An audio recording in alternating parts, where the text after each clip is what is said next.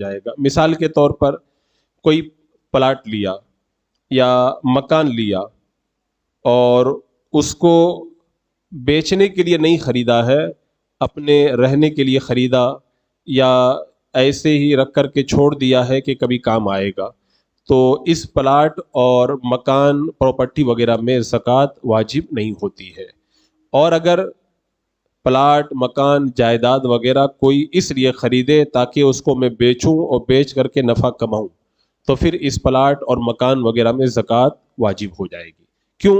جب آپ نے اس کو بیچنے کا ارادہ کر لیا تو یہ مال نامی ہو گیا، یعنی بڑھنے والا مال ہو گیا، اور جب آپ نے اس کو بیچنے کا ارادہ نہیں کیا تو یہ مال نامی نہیں ہے۔ تو جب مال نامی ہے تو زکوٰۃ واجب ہے، اور مال نامی نہیں ہے تو زکوٰۃ واجب نہیں ہے۔ تو یہ مسئلہ یاد رکھیں کہ جو پلاٹ اور مکان وغیرہ بیچنے کے لیے خریدیں گے اس پلاٹ اور مکان میں زکوٰۃ واجب ہوگی، اور جس کو بیچنے کے لیے نہیں خریدیں گے اس میں زکوٰۃ واجب نہیں ہوگی۔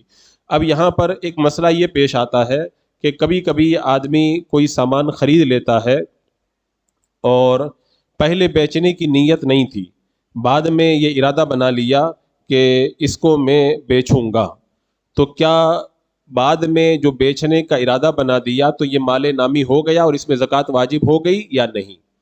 تو مسئلہ یہ ہے کہ نیت تجارت کے لیے شرط یہ ہے کہ عقد کے وقت نیت ہو، یعنی جب خرید رہا تھا تبھی اس کی نیت ہو۔